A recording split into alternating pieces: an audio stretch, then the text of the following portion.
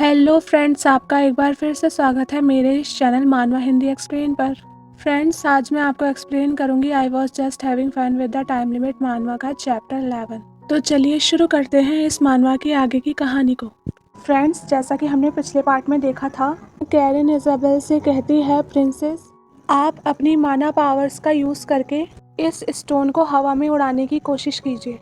Karen की बात सुनकर इजाबेल अपनी मैजिक पावर का यूज़ उस स्टोन पर करती है, पर मैजिक यूज़ करने पर भी वो स्टोन हवा में नहीं उड़ता। ये देखकर इजाबेल बहुत ही निराश होती है, पर कैरन इजाबेल की पावर को देखकर शॉक में थी। और ऐसा इसलिए था क्योंकि अगर कैरन ने चुपके से अपनी मैजिक पावर का यूज़ नहीं किया होता तो जिस टेबल पर वो बैठे थे उसके टुकड़े टुकड़े हो जाते। ये सब देखकर कैरन शॉक में थी और सोच रही थी कि प्रिंसेस का जन्म मैजिक के लिए हुआ है। अब आगे चैप्टर की शुरुआत में हमें दिखाया जाता है कि इजाबेल अपनी मैजिक पावर का यूज़ करके एक स्टोन को तोड़ देती है, जिसे देखकर कैरन कहती है, प्रिंसेस आपने आज भी बहुत मेहनत की।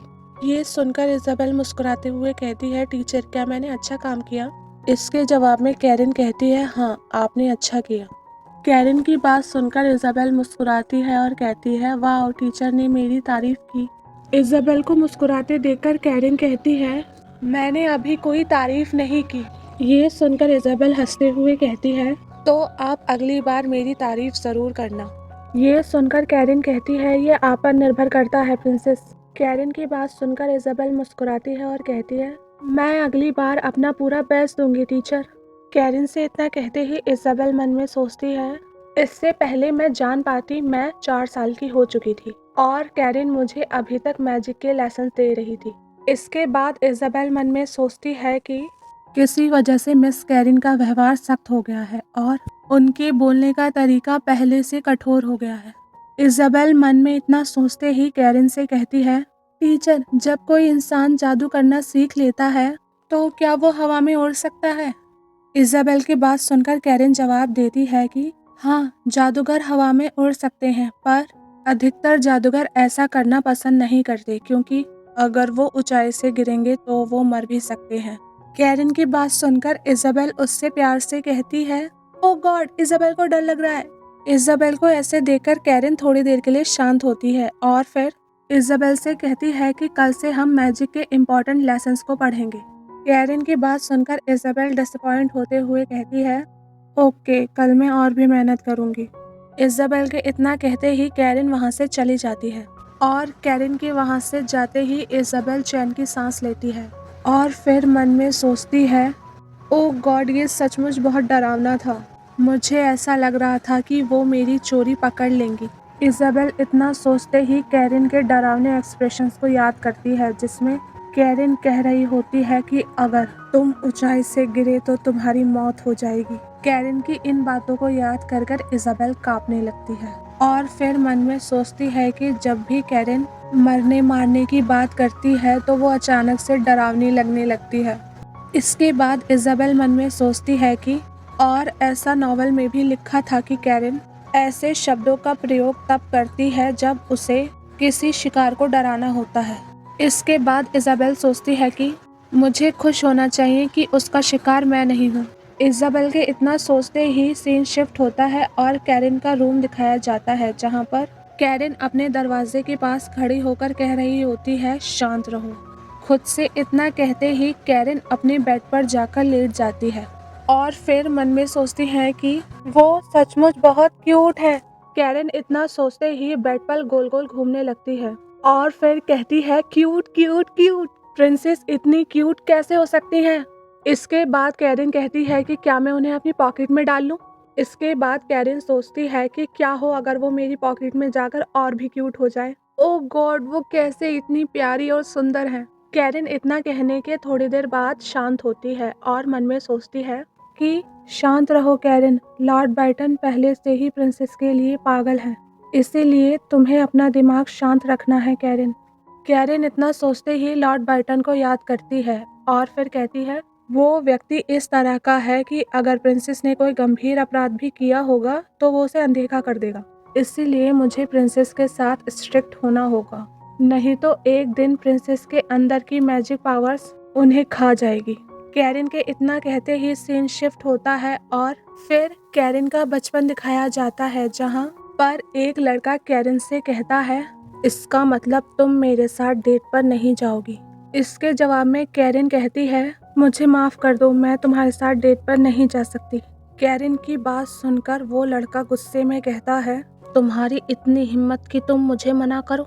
इतना कहते ही वो लड़का कैरिन को धक्का देता है, जिसके कारण कैरिन को चोट लगती है और वो हमसे कहती है कि मेरा बचपन कठिनाइयों से भरा हुआ था।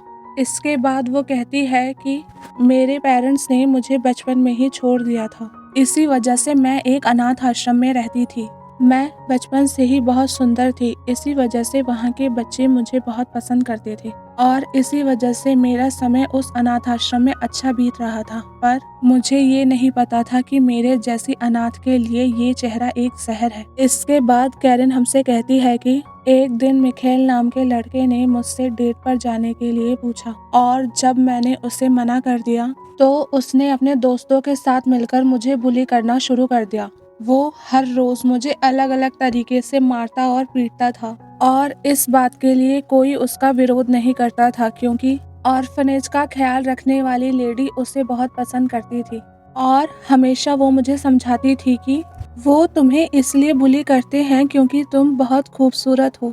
अगर तुम इतनी खूबसूरत नहीं होती तो कोई तुम्हें बुली नहीं करता। समझी कैरिन, तुम्हें वो क्यों बुली करते हैं? वो बच्चे बुरे नहीं हैं, इसमें सिर्फ तुम्हारी गलती है। अगर तुम शुरू से ही उनके साथ अच्छा बिहेव करती तो वो तुम्हें कभी परेशान नहीं करते। अब तो तुम मेरी बातों को समझ गई होगी ना कैरिन। अब से तुम उनके साथ अच्छे से बिहेव करना और फिर सब कुछ ठीक हो जाएगा। लेडी की बातों को सुनकर कैरिन हमसे कहती है कि टीचर मेरी बातों को कभी भी सीरियसली नहीं लेती थी, क्योंकि उन्हें डर था कि ऐसी बातें बाहर गई तो उनके ऑर्फनेज का नाम खराब होगा। इसके बाद कैरिन हमसे कहती है कि यही एक वजह थी कि मुझे उन सारी प्रॉब्लम्स और बुलिंग्स को फेस करना पड़ता था।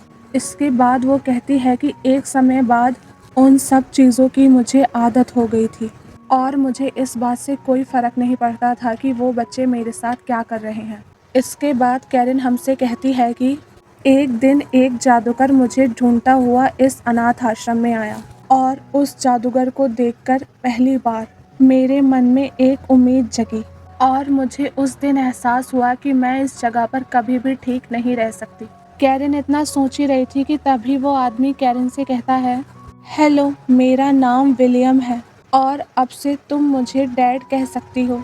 विलियम की बातों को सुनकर कैरिन बहुत खुश होती है और फिर हमसे कहती है कि जिस इंसान ने मुझे अडॉप्ट किया था उसका नाम विलियम था और वो मिरोटल मैजिक फेडरेशन का चीफ हेड था। इसके बाद कैरिन कहती है कि उस समय विलियम को देखकर मेरे अंदर झूठी उम्मीदें जागने लगी। मुझे ऐसा लगने लगा कि शायद मैं भी खुश रह सकती हूँ। इसके बाद कैरिन कहती है कि लेकिन वहाँ पर भी मेरे डरावने सपनों ने मेरा पीछा नहीं छोड़ा। विलियम, जिसे लोग एक फरिश्ता मानते थे, वो एक पागल इंसान था और उसके दो चेहरे थे। साफ शब्दों में कहूँ तो वो एक इंसान की शक्ल में जानवर था। इसके बाद वो कहती है कि उस जानवर की वजह से मैंने अपनी सारी उम्मीदें छोड़ दी और खुद को एक जीती जागती कठपुतली समझ लिया। विलियम जो भी कहता था वो मैं करती थी। उसने मुझे मैजिक सिखाया, मैंने मैजिक सीखा। वो मुझे लोगों को मारने के लिए कहता था तो मैं उन्हें मार देती थी।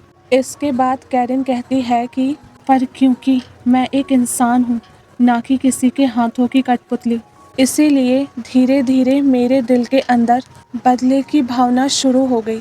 इसके बाद कैरिन हमसे कहती है, मैं विलियम से गुस्सा नहीं थी। मैंने बस ये सोच लिया था कि मेरी जिंदगी का सिर्फ एक ही लक्ष्य है और वो है विलियम से बदला। इसके बाद कैरिन कहती है कि बदला लेने के लिए मैंने दिन रात मेहनत की मैजिक सीखने के लिए और इसीलिए जब मैं 20 साल की हुई तो मुझे सबसे कम उम्र में नंबर 1 मैजिशियन बनने का सम्मान मिला।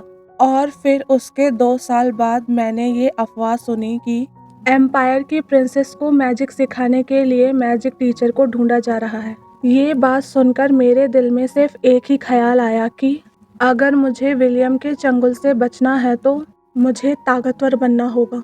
इसीलिए जब मेरे पास प्रिंसेस को मैजिक सिखाने का प्रपोजल आया तो मैंने उसे एक्सेप्ट कर लिया। इसके बाद कैरिन हमसे कहती है कि और ऐसा मैंने इसलिए किया था क्योंकि उस समय मेरा सारा इंटरेस्ट सिर्फ एक ही चीज़ पर था और वो था नरविडल, मौत का देवता।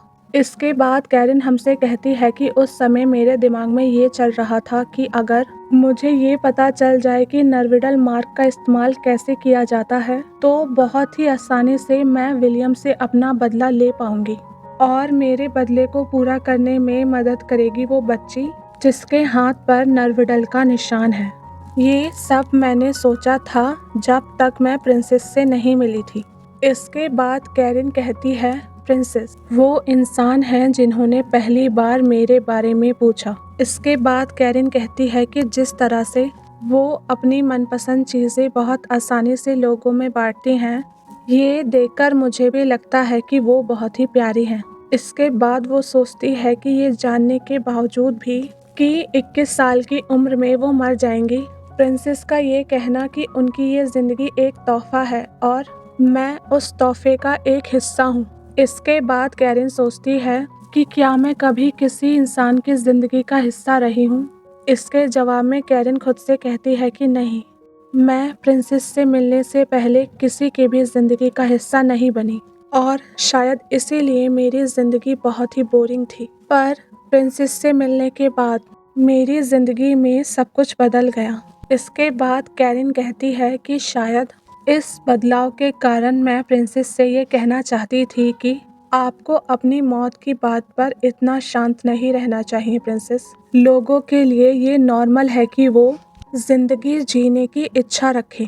इसके बाद कैरिन हमसे कहती है कि जब प्रिंसेस ने मुझसे ये कहा था कि उन्हें मौत से डर नहीं लगता तो मैंने खुद को प्रिंसेस में देखा था और ऐसा इसलिए था क्योंकि एक समय मौत की बात सुनने के बावजूद मेरे चेहरे पर ऐसी ही शांति और मुस्कुराहट थी।